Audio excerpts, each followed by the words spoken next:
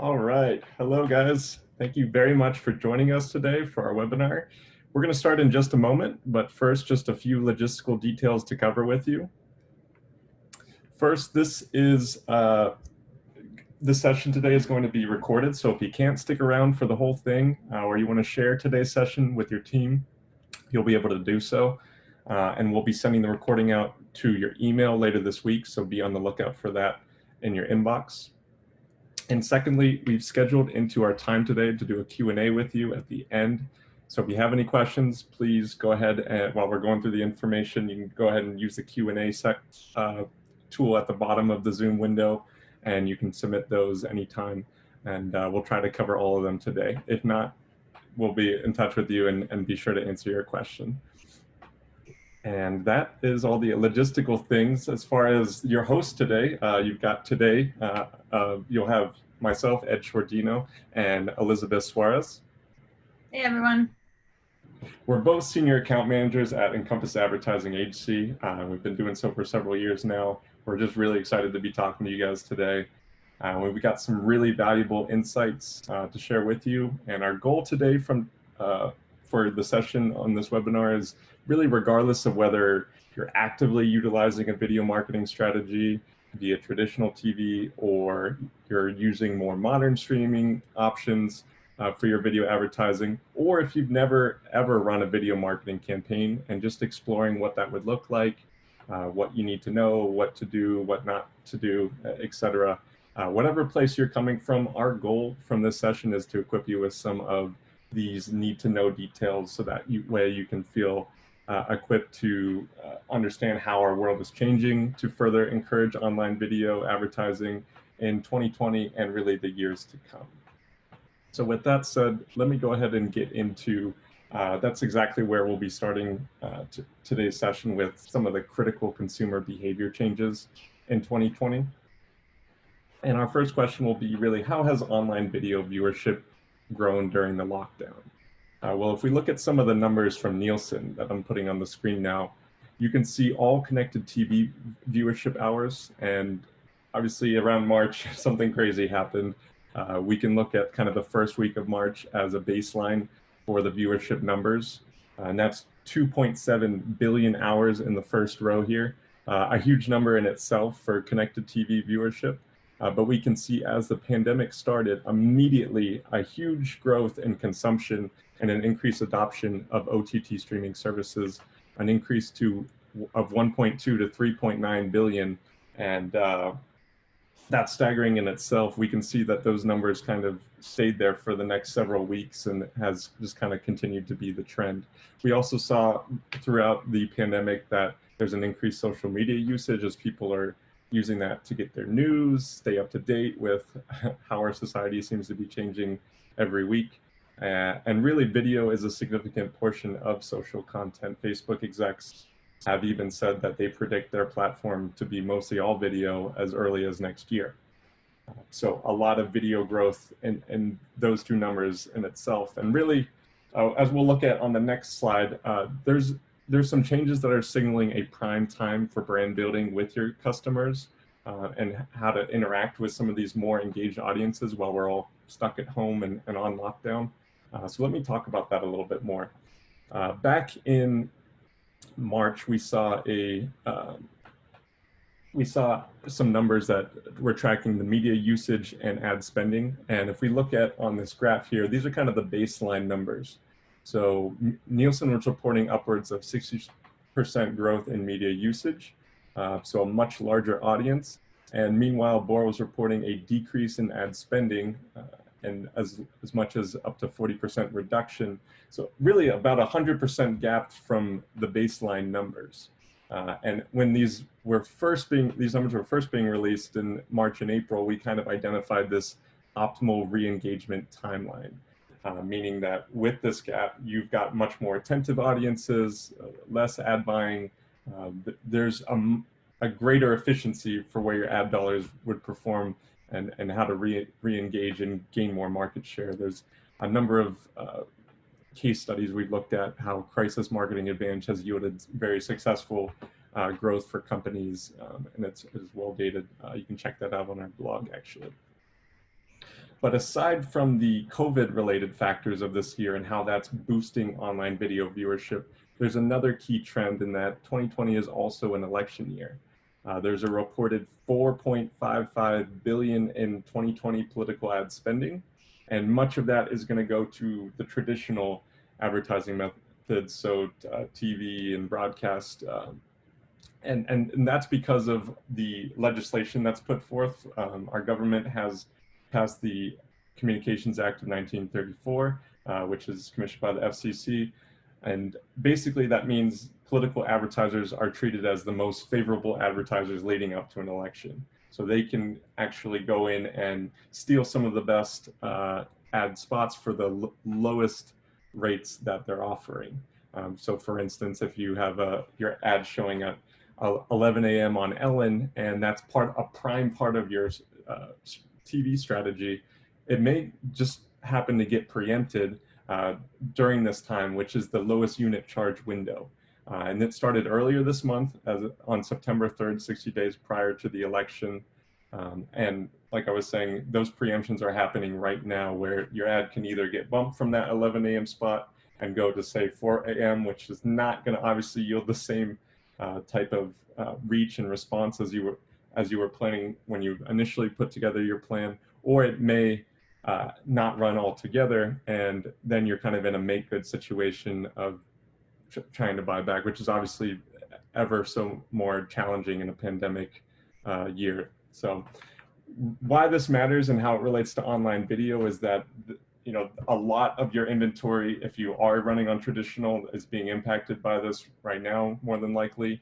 But on online video, there really aren't any preemptions. The legislation of the Communications Act of 1934 does not carry over and apply to the online video ecosystem.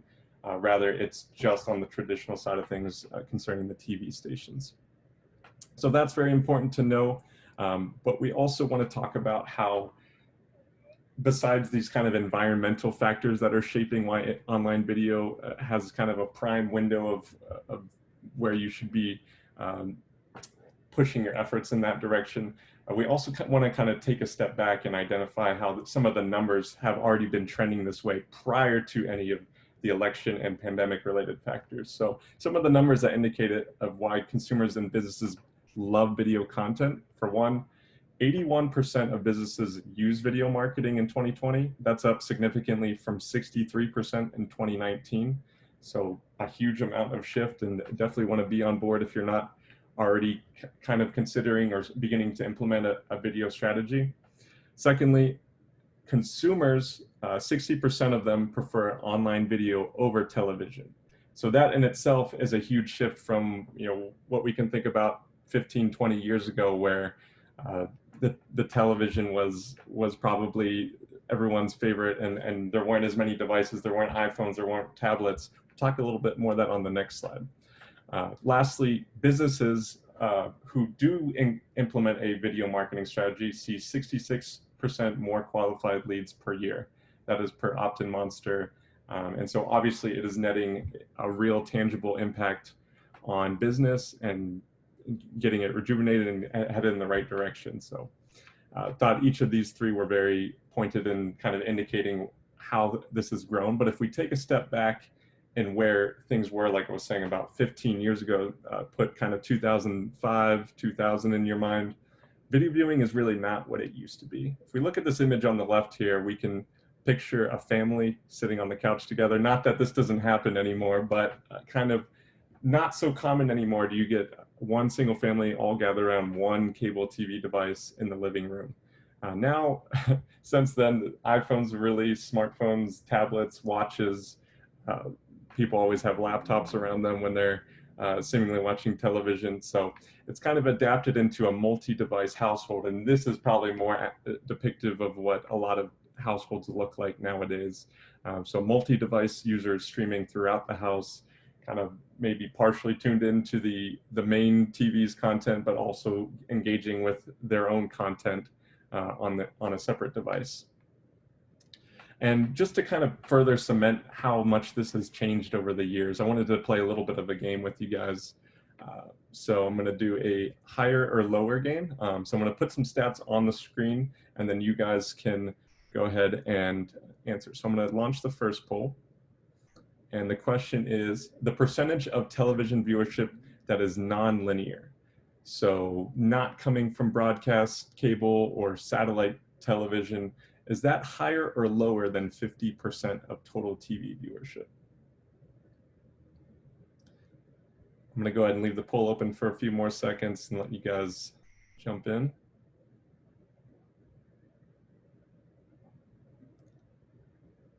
All right. Leave it open for 5 more seconds and we'll end it. Okay, so the answer here is higher.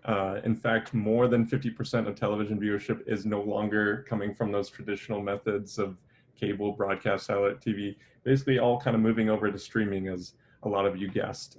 So good job to those who got that right.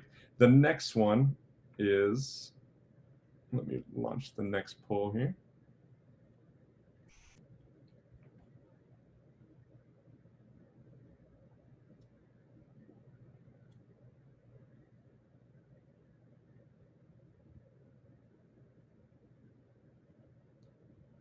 Okay, there we go.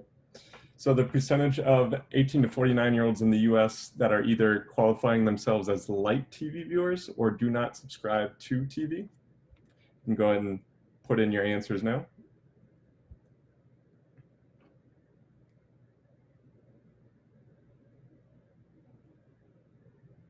All right. Looks like most everybody's entered.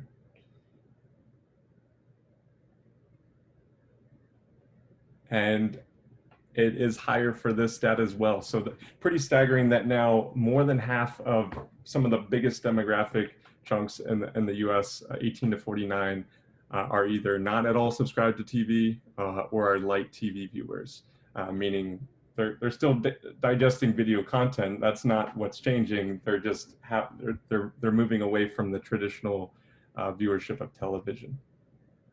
Let's go ahead and get the third question started. So the percentage of US households that are now unreachable via linear TV ads. We've got that metric at 30%, so you can go ahead and answer now if you think that's higher or lower.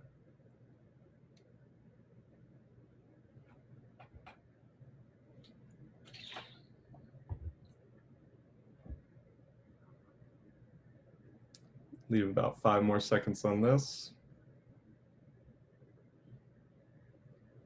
Great, so this one is also higher. So currently the number is at 36% of US households that are unreachable via linear TV. So more than a third of the population can no longer be reached, and this number is continuing to grow. In fact, it'll be over 40% to 43% is the projection by 2023. So nearly half of the US in just a few years.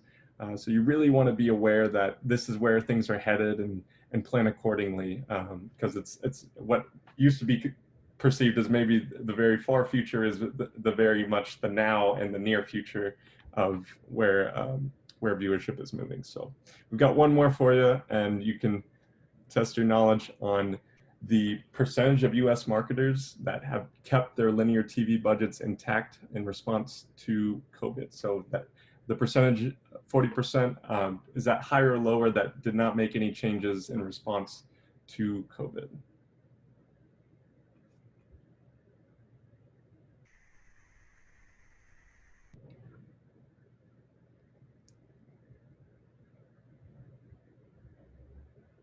Got a pretty mixed bunch on this one. Leave it open for 3 more seconds. All right, and almost a dead even split here. The answer is lower. So currently, about 65% of US marketers did make changes, meaning 35% was the answer here. So those of you that guessed lower, but really the takeaway here is that most everybody, 2/3 about, has already made changes in this year, and more with the elections likely. So definitely try to stay ahead of the curve with adjusting accordingly, and just being aware of where you need to be investing. So thanks for playing along with that, and really just we've shown a lot of stats so far. So to do some key takeaways from this data, if as a business owner, how you should be interpreting this. Well, for number one, take advantage of an extended period of crisis marketing advantage. We looked at that graph, and obviously those initial projections of June, July, August has been greatly extended with the increased consumption and reduced competition in the ad space throughout this time, and it's likely to continue into the beginning of the year of 2021. The next takeaway is that online video advertising is desired. Heading into the year, it was very much desired, and even more so now, just really an acceleration of that trend caused by what's been happening this year. And that's by both consumers and businesses. Third, and we'll talk about this a little bit more, but OTT alone is not enough to maximize reach and effectiveness of online video advertising. There's really a lot to the online video ecosystem, and we're going to walk through each part of what those elements look like. But there's some specific reasons why, and we're going to talk about it here over the next few slides. So talking more about what are all the elements of online video. So OTT is probably one that you guys have heard over and over from either cable reps, TV stations, whoever. It's just very much a buzzword in today's marketing world. So OTT is the first one we've got here. It's also known as advanced TV, connected TV. It's kind of all under one advanced TV umbrella as a catch-all term. But it's basically any content that isn't viewed through traditional broadcast, satellite, or cable TV. And then there's pre-roll and mid-roll, which if any of you have gone to a website like ESPN, really just about any website, and before you watched your video content, you've been served an ad before, we can all say we've watched a pre-roll ad then, because that's exactly what it is. And we're going to look at one together just to kind of digest how the consumer is especially tuned in for that type of content because it's right before the content they selected. And lastly, YouTube. So YouTube is extremely valuable and is a great foot in the door strategy for just getting started if you haven't. It's got lots of great targeting options like each of these three, but because YouTube has such a kind of large database of viewership, and we'll talk a little bit more about the different types of ads that we like to run on YouTube. But advanced TV, starting off with that one. So to go a little bit deeper into these, we already talked about how it's got multiple names, aka over the top, OTT, connected TV, CTV, even includes video on demand and such. So this is, again, what cable reps are talking about all the time. So if that's familiar to you, just wanted to kind of paint the picture of how some of the numbers they're presenting to you can get distorted. So we're going to do that via a little bit of a game. There's no polling for this one, but you can kind of just guess for yourself. We're doing a fact or fiction of just 5 or 6 statements on OTT. So the first one here is OTT revenue has grown over 40% since 2017, projected 136 billion in 2020. That is a fact. So an extreme amount of growth, and that's definitely what the cable reps are stressing, but there's more to it. The next one here is cord cutting more than doubled in 2019, and that is a fact as well. So, we talked about how those connected TV viewership has grown so much. This goes hand in hand with that statement and those numbers, just to indicate that they're cutting the cord. They're finding a streaming option. There's all sorts of numbers indicating how people are kind of migrating away from the traditional cable route. The next one is Disney Plus subscribers nearly doubled during COVID-19. Could that be possible, fact or fiction? Well, that is a fact. Amazing. Disney Plus launched last November, so they're coming up on a year, and their growth has just been extremely fast. So they're projected to outgrow Hulu. They haven't gotten there quite yet, but they're growing pretty well. And the next one is Netflix and Disney Plus are the best places to advertise. Do we think that's fact or fiction? Well, that is absolutely fiction, and it's simply because On Netflix and Disney Plus, you cannot advertise whatsoever. You'd be lying if you say you saw a bunch of ads on either one, simply because they never have offered it, and we'll see if down the road they ever do. But that's kind of key to know, that those two, which are big streaming options, and kind of segues me into the next one here. Disney Plus and Netflix make up the largest portions of OTT. Do we think that's fact or fiction? Well, that is fact. I kind of almost gave it away there, but basically Netflix is #1 in the OTT world, and Disney Plus, not quite #2, but it's growing. It's definitely makes up part of the biggest chunks of OTT.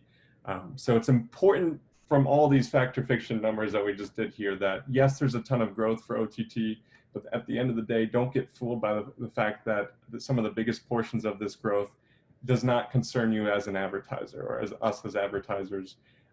So you have to kind of dilute it with those Disney Plus and Netflix numbers to make sure that, you know, don't just put all your eggs in the OTT basket, because that's where you'll actually get some of the lowest reach comparative to the rest of these options in the online video ecosystem. And you'll see, if you can complement with running on also pre-roll and mid-roll, like we're going to talk about next, and YouTube, you'll end up getting a much better overall reach and controlling your frequency to more of what your best practices would look like. So pre-roll and mid-roll is the next one up. And I talked about pre-roll and mid-roll just a second ago. That's typically a 15 or 30-second ad. And I have an example here. As I was scrolling through ESPN.com, I was checking out an article about Giannis being out for Game 5 versus the Heat. And I was served this YouTube TV video ad, which is, you can see, it's a 30-second ad with about 20 seconds left here. But what's so interesting about this is, you know, I want to watch the interview here to hear about his status, how long he's going to be out, etc. But I'm extremely tuned in because I want to see that video, and this is exactly what plays just before. So I don't have enough time to run to the bathroom, to go do a bunch of different things, because it's just that quick 15 to 30-second period. So the video's playing now, and yeah, that's really the key here, is that you have their attention, and it can also be bought and targeted programmatically. The next one we'll talk about here is YouTube advertising. We really do love YouTube ads. Two of our favorite types of YouTube ads to run is the TrueView ads, and these come in pre-roll and mid-roll ad formats, but they're specifically on YouTube. And viewers see 5 seconds of the video, and then they can skip it, kind of as we see here on the left-hand side of the screen. That should look familiar for anyone who's been on YouTube. I think we've all seen this before. So no matter what, they're going to see the 5 seconds, and then they have the opportunity to skip. And what's really nice about this is, as from the campaign perspective, as the advertiser, our campaigns only charge when the viewer watches for either 30 seconds or the entirety of the video, whichever comes first. So that's so nice to get a bunch of just kind of bonus impressions to continue to raise our ad recall and brand awareness, boost the effectiveness of the campaign as much as possible. And really, you end up getting more views from audiences that we know are interested, because we can utilize YouTube's different affinity audiences that they have, lots of good data. And then our second favorite type of ad that we're going to look at is bumper ads. But first, let's watch a 30-second TrueView ad for one of our dealer clients. There's only one Jeep dealer in the Carolinas that has the largest inventory. There's only one Jeep dealer in the Carolinas that has the largest selection of customized Jeep vehicles. And there's only one Jeep dealer in the Carolinas that guarantees they will beat any deal. There's only one place to buy your new Jeep: Lake Norman Chrysler Dodge Jeep Ram, your Jeep command post. Why go anywhere else? See for yourself during the spring sales event. LakeNormanChrysler.com. So only one Jeep dealer that'll beat any deal. That's great. That sticks with me. And it's great just before I'm watching my YouTube content and see that and kind of keep that in the back of my head. The next spot, like I just mentioned, was the bumper ads. And we're going to look at, for the same client, an ad too. But these are 6-second unskippable ads, unlike the TrueView ads. And they show on mobile and desktop devices specifically. can see on the right-hand side of the screen here, your video will begin in 5, 4, 3, 2, 1. So no skipping option. But what's nice is that these are going to play specifically before the video. You can't skip them. And you might be asking yourself, well, if they're only 6 seconds long, can they have a huge impact? They do. We're actually going to look at that on the next slide and see kind of the brand awareness lift that we get from running both. And that's really what these ads are best for, creating additional brand awareness and reach for your campaign. Something that little 6-second soundbite will stick with your audience and increase the chances of them searching for you, hitting your website later, which is kind of exactly what we'd love for them to do. So the 6-second bumper ad for the dealer client, same one here. There's only one place to buy your new Jeep, Lake Norman Chrysler Dodge Jeep Ram. So real quick, there's only one place, and it says the business name. So that's kind of the key for it. Get in all of your branding materials into that 6 seconds. And really when we run, oops, sorry about that. When we run both of the TreeView ad with the bumper ad, we net a really positive lift. It's like I mentioned, there's a brand awareness lift. In fact, it's a 38% brand awareness lift when we're running these two ads together. So if you want to really boost the effectiveness of your campaign, we recommend doing each of these to really maximize your investment. And just to wrap up or kind of recap YouTube, ultimately YouTube is kind of a treasure trove of targeted users. You can reach your audience where they are, and just some of the staggering metrics behind YouTube and where they're at nowadays.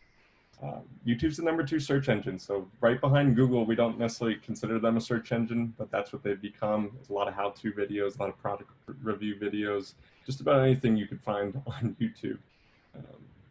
Secondly, more than 1 billion hours of YouTube content is consumed each and every day. That's pretty amazing just to think that that's even possible, and that one platform gets that much viewership. But that happens to be the case here. And probably my favorite stat here is that YouTube reaches more 18 to 49-year-olds than any other network. So more than broadcast or cable, YouTube is your best option and going to be able to hit more people than any other. So just a lot of value behind YouTube. And to really talk more about how we can unlock even further optimization from our campaigns, Elizabeth's going to talk about how we can unlock a programmatic online video strategy. Thanks, Ed. So if your head's spinning right now about, as a business owner, where do I spend my money in the online video world? You're not alone. And the truth is that you don't have to necessarily choose one strategy. You can focus with a company like Encompass to get you in front of your users, regardless of where they're consuming their video content, whether it's on a streaming device, whether they're doing it on YouTube. You can get in front of your target audience and not necessarily the programming. So there's one key ingredient when we're talking about a programmatic approach, and we refer to that as clickstream data. This is really the part in advertising that is creepy, that most people consider creepy. We don't know somebody's social security number, we don't know their full name, but here on the right-hand side, you'll see a snippet of code. This code is a lot longer than this picture shows, but basically what it tells us is this is a user ID, followed by 1 or 2, so we'll know their gender, the year they were born, and then where they live. What we also know from this is it'll tell us, okay, this person we know is a male, went to Wells Fargo, completed 3 transactions, don't know where they spent it, don't know the amount, but we know that this is a transaction history that they've done, and they got served an ad through Yahoo and clicked on it for a tax rebate. So this really unlocks a lot of ability for us to buy your target audience, not your programming. So we're able to see, based on consumer behavior, whether somebody qualifies as a good target market for your business. And to compare that to broadcast TV targeting, when you're looking at how to allocate your budget, what am I going to do, what am I going to miss on from the traditional broadcast TV, here's what most of you have bought when you buy what we call linear TV channel. You're going to buy adults, usually between an age range, let's say 25 to 54, who make $50,000 a year in their household income, but you're not guaranteed that impression specifically, Because if they're in the kitchen and grandma's in the living room watching the TV, your ad just got served to grandma and not who you're trying to target. The difference when you're talking about programmatic online, we're going to do 2 samples. One, we're just using Ed and myself. And Ed, male, 26, 50,000. We know that he visited a local dealership website last week. We know that he has a truck and his lease is expiring in 90 days. We know he lives 5 miles from a dealership, viewed a blog on auto financing. So clearly he's in the market for understanding what he's going to do next with his vehicle. And he got served dealership ads on YouTube. Ellie over here, she's 27, 50,000, searched for 3 hair restoration studios in the past week, lives 3 miles away from a studio, and was watching The Bachelor and served a hair restoration studio ad. If you're a hair restoration studio, you don't want to waste your impressions on Ed. We know that Ed is not having these behaviors that are going to convert him. Likewise, if you're a dealership, Ellie's not going to be your main focus because she's searching for hair restoration. We say this all the time, impressions are not created equally. And that's really the difference when you're taking your budget from broadcast and switching it over or reallocating your budget into online video. You may get less impressions, but they're not equal. When I'm serving as a hair restoration studio to Ellie, I know that she's in the market and the likelihood that she's going to convert based on her behaviors is very high. Moving on to just really summarizing some of those key differences between programmatic and traditional. Again, the advanced user targeting really is everything with programmatic approach because you buy people, not the programming. I don't need to go through ESPN and say, hey, can you guys show my ad? Because it may be a female, it may be a male, it may be somebody in their 60s, it could be somebody in their 20s. What you do is you set your target market, you look at their behaviors, and then you serve your ads to them. With traditional, you're not guaranteed an impression. Everybody who's bought traditional TV understands that it's about reach, getting your impression out there. But they can't report back and actually say that the person that was going to be a good fit for you watched your ad.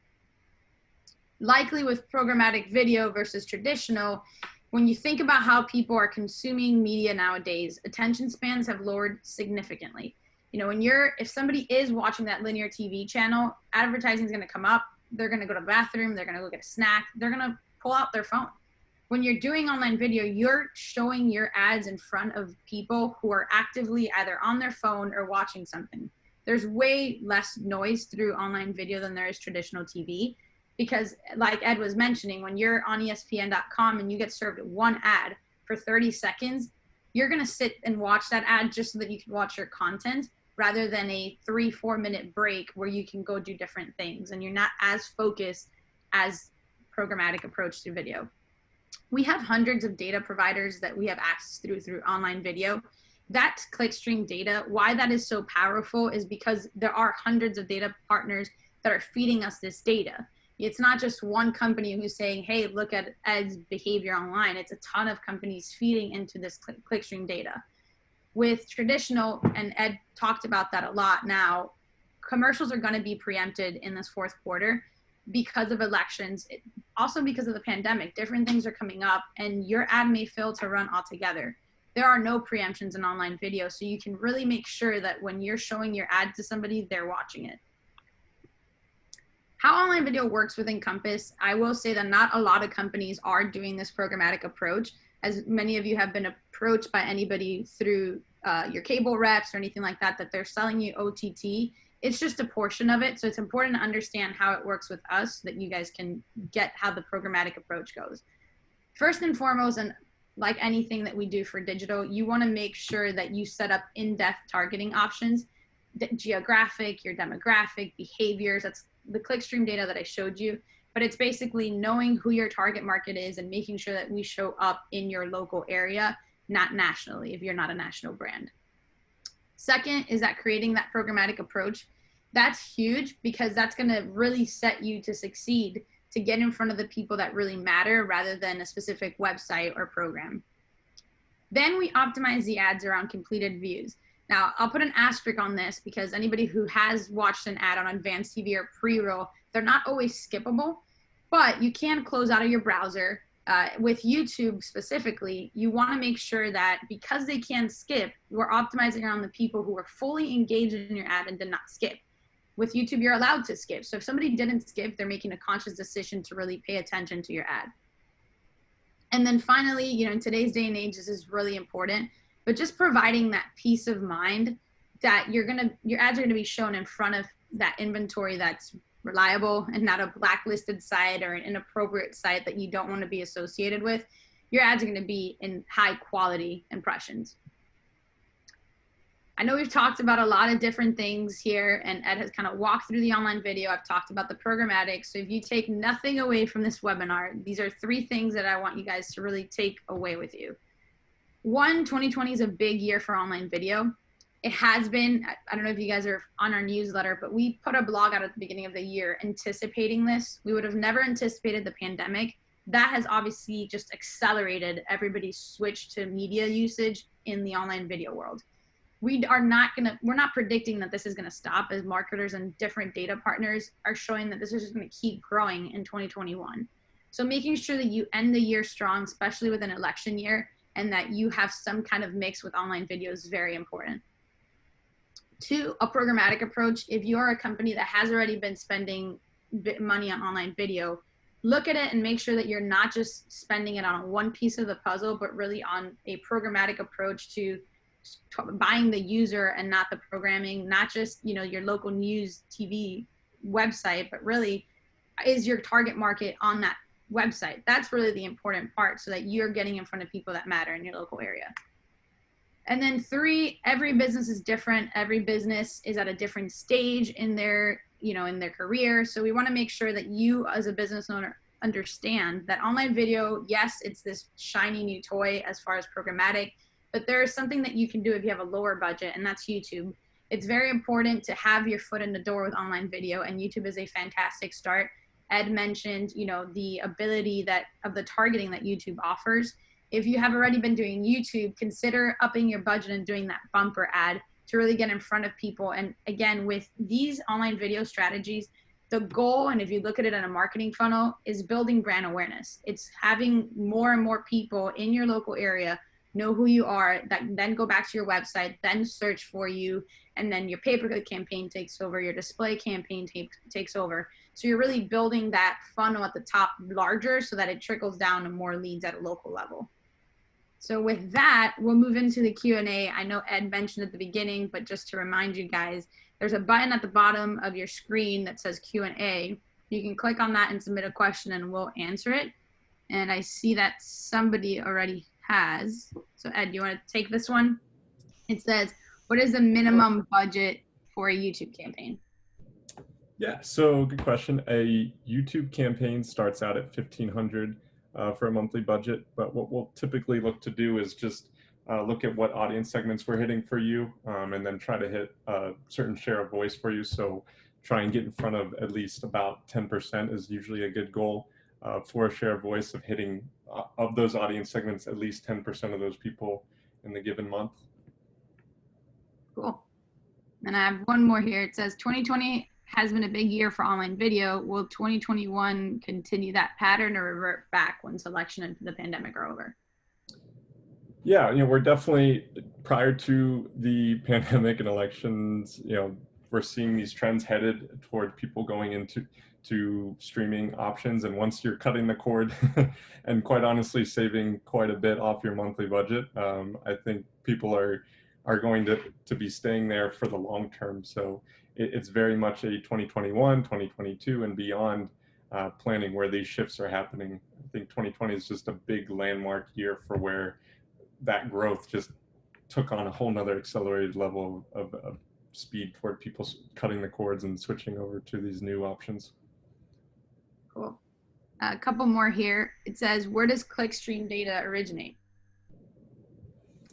Yeah, so clickstream data originate, you know, there's hundreds of data partners we'll pull this from, but it's going to originate from, like, if I go on to my browser and start jumping around from site to site, that's going to originate from the server logs of, okay, so he clicks on ESPN.com, he's checking his fantasy football team, if you're me, and then he goes to, we were looking at bank sites, so, you know, I go over to my bank next, so you can pick up, okay, he's a sports fan, he uses this for his bank, he then went over to this site, and the form data captured his zip code, maybe my date of birth, so all that can kind of be collected over a long progression of someone's activity, and doesn't have to be any single day, or any one particular data partner source. Yeah, and just to add to that, clickstream data is different than cookies, and I meant to mention this, but especially now, and if you guys are up to date at all with anything that's happening with browsers, more and more browsers are moving away from cookies, and cookies is a dated way of really tracking user information. So clickstream data is separate from cookies. It's a cookieless world. So when you're talking about all these changes that are happening at Encompass, we're not worried because we're getting this clickstream data from hundreds of data partners that don't use cookies at all. So that shouldn't change at all in the coming years. And then I have another one, Ed. Will you have a price breakdown for the ads? Yeah, we can see who sent that one, and definitely send out any pricing breakdown for everybody. Yeah, the YouTube, if you're looking at the lower budgeted end, 1,500 is kind of a good starting point, and then around the 32 to 3,500 mark is kind of where typically the programmatic comes into play, for just depending on, again, share of voice and what exactly your goals are for the campaign. Awesome. I think we answered all of them, Ed. Great. Awesome. Well, just to wrap things up, we really appreciate you tuning into this webinar. We hope to do more with you, but ultimately just kind of wanted to remind you that we're here for you guys. We want to be a resource and continually make you guys equipped with the latest of where marketing and advertising trends are headed. We're definitely ready to show your strengths to the world whenever you are. So please reach out to us if you have any questions. We'd like to continue the dialogue on online video, what the next best steps for you are. But I'll just wrap up today with saying thanks again for tuning in. Thank you, everyone.